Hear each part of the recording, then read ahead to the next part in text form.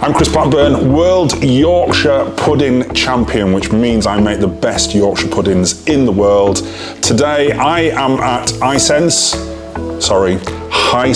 that's my Yorkshire accent, apologies, where we are going to make the best Yorkshire puddings to serve to the staff here for lunch. We are going to start by weighing out 225 grams of flour. And there's a little tip here.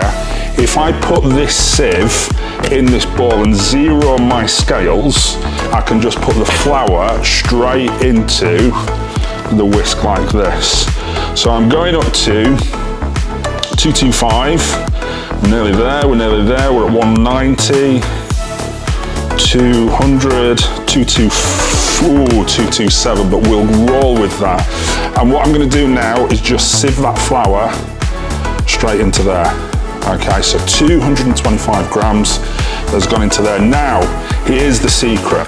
Okay, everybody always asks me, what's the secret? And the secret, first of all, is this. That is white pepper. Your grandma used to use it in the fish cakes.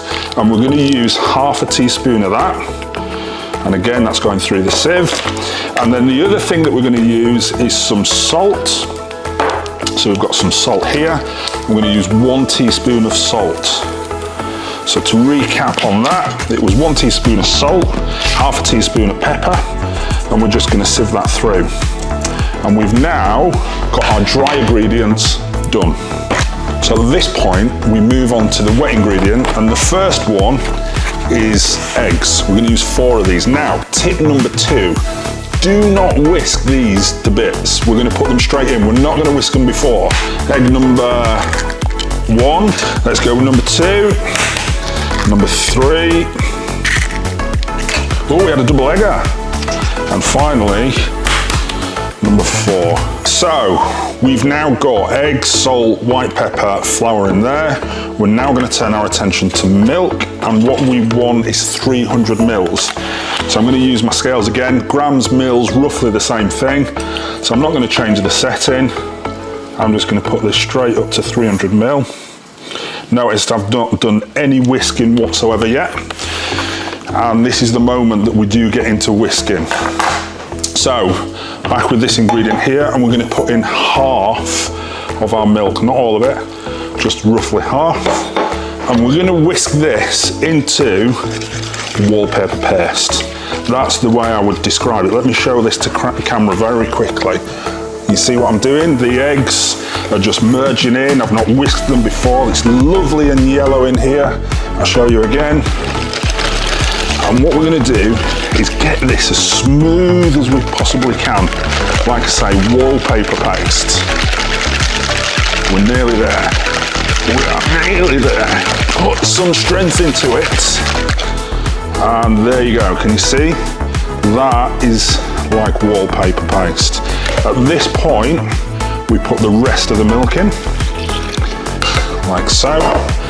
And what we're looking for is double cream consistency, and I'm pretty sure that is exactly what I've got. But what I'm going to do is transfer it from this jug to the other so that you can really see that. See that double cream consistency, and that goes all the way in there. And forget these celebrity chefs that say you need to rest it for 24 hours. It's nonsense. We're just going to put that straight in the fridge whilst we sort out our fat. Okay, so we move now onto the Yorkshire pudding tray, which is like this. I got this from a well-known supermarket, and they actually call it a Yorkshire tray. And what we're going to do is we're going to put some of this in there. So this is beef dripping. Now this is tip number 2. Never, ever, ever use oil. Oil doesn't get to the right temperature. It burns, it gives Yorkshire puddings a really nasty taste. If you are vegetarian, you can use rapeseed oil. It's the only exception. But what we should be using is beef dripping. And what we want is just half a teaspoon of beef dripping in each one of these little bowls. Now,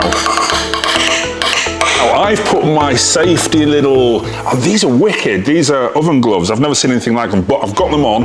This has been on a 5-minute preheat, which is available on some Hisense models.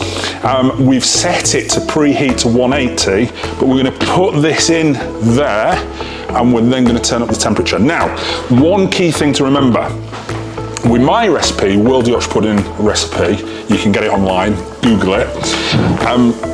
They rise beautifully, and we'll talk about rise a little bit later because rise is really important. But with some Hisense ovens, you've got a steam feature, and what I would say to you is turn it on, use it, because what that's going to give you is an even fuller Yorkshire pudding. Let's get this bad boy in that oven. So,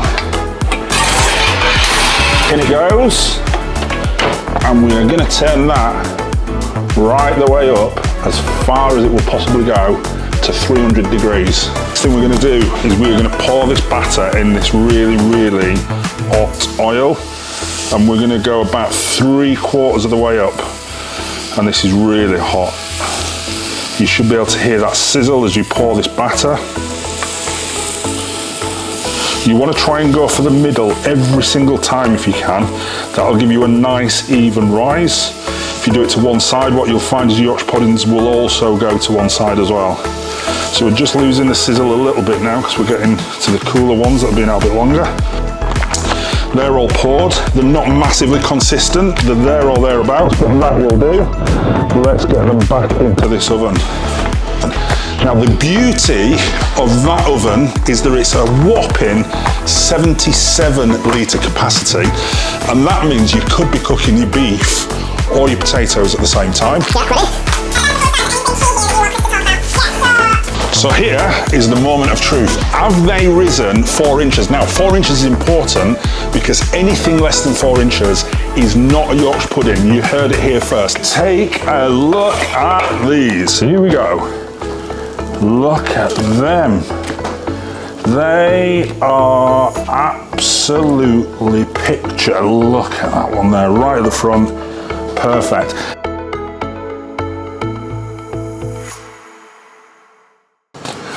I give you world champion Yorkshire puddings. Thank you so much, Hisense.